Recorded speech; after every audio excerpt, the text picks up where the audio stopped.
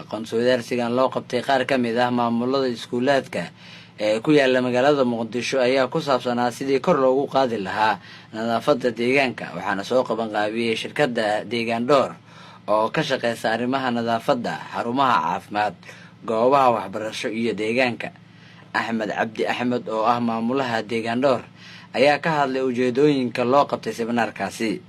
maanta halkaan barnaamijka markuu dhamaado insha Allah bidillaahil kariim sida iskuulada ku soo ballanay dhammaan iskuulada magaalada waa wada ballami weynay waxaan ballaminay 10 iskuul oo isleenahay waa ugu dhaqdhaqaaq rooyin magaalada 10kaas iskuul insha Allah bidillaahil kariim maanta training aan siinay inta kuma joojinayno gadaal ugu celin doona waxaan training siin doonaa macallimiinta inta ka dhiman waxaan training siin doonaa ardada waxaan training siin doonaa dadka nadaafadda kala shaqeeyo waxaan training iyo gaad siin doonaa dadka meesha iskale oo ah inay dhigtaan qashinka waxyaalo lagu maareyn lahaa.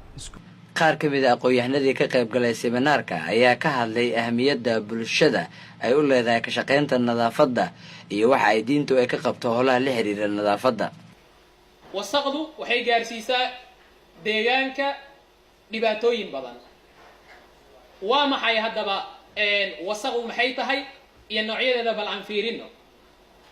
outline-ka meesha noogu xusan waxaan uga hadli doonaa maxaa la yidhaahdaa wasaq,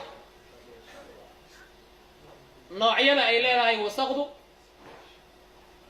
wasaqdaas saameynta ay keeni karto xagga deegaanka, caafimaadka bulshada. dadka islaamku ahmiyadda uu siinayo nadaafadda iyo dahaarada wuxuu ka dhigay qubaysaadka la qubaysanayo marna waajib uu ka dhigay marna sunno ka dhigay. markii janaabo aad ku dhacdid ama qofku xaydo ka yimaado sharciga islaamka in la qubaysto waajib ay ka dhigtay oo waxaas kugu soo dariyay oo nadaafad darada inaad ka qubaysatid waajib ay ka dhigtay. Abuukar Culus oo ku hadlayay magaca maamulayaasha iskuulada ee ka qayb galay seminaarkaasi ayaa sheegay in muddadii uu socday ay wax badan ka kororsadeen. ardadeena aan ku wacyi galino nadaafaddu islaamku meesha ka taagan yahay waan aragteen si fardiyan islaamku waa uga hadlay nadaafadii oo shakhsiga nadaafadiisa si gooni uga hadlay bulshadiina si gooni ay uga hadlay. Maxamed Xasan National Idaacadda TV-ga qaranka magaalada Muqdisho.